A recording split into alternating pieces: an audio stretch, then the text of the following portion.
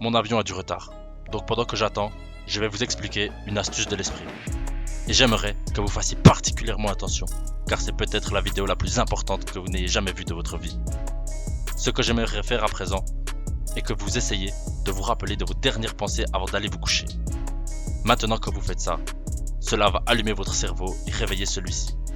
C'est compliqué et vous aurez de la peine à dormir. Cela va donc demander un peu d'entraînement et prendra environ une semaine où vous apprendrez à être zen, à s'endormir et à autoriser votre esprit à dormir pendant que vous vous rappellerez de ce à quoi vous pensiez. Le point est que le lendemain, vous devriez être capable d'expliquer à quelqu'un votre dernière pensée. Vous n'y avez peut-être jamais songé, mais votre esprit va dans tous les sens avant que vous puissiez vous endormir. Vous pensez à ceci, à cela, X, Y, Z, et vous ne vous rappelez pas de vos dernières pensées avant de finalement perdre conscience.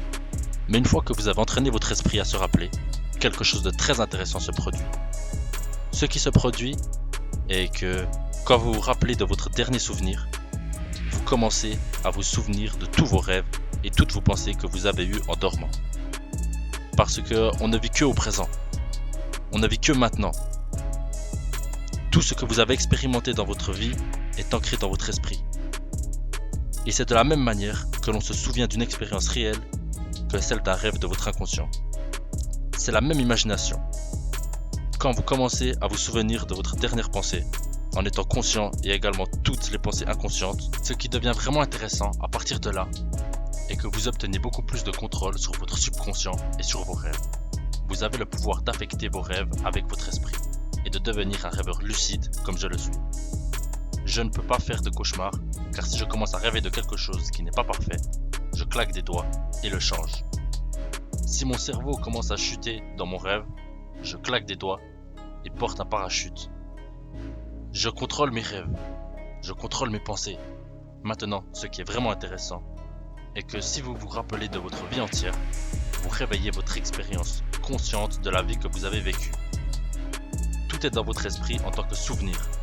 Mais si vous vous rappelez de tous vos souvenirs sans échec et que ces rêves peuvent avoir un impact dans le temps, vous avez maintenant un catalogue dans votre esprit d'une vie d'un super-héros. J'ai vécu une vie entière dans mon subconscient en tant que super-héros. J'ai des années de souvenirs ayant vécu une vie où j'ai pu voler.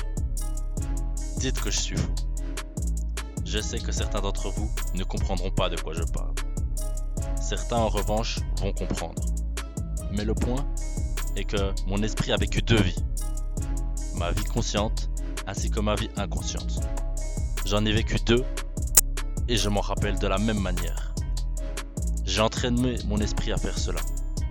Donc dans ma vie, j'ai vécu 2 fois plus que vous n'avez vécu. C'est pourquoi je sais 2 fois plus que vous ne savez. J'ai plus de vécu car mon esprit a été entraîné à cela. Est-ce que tu comprends ?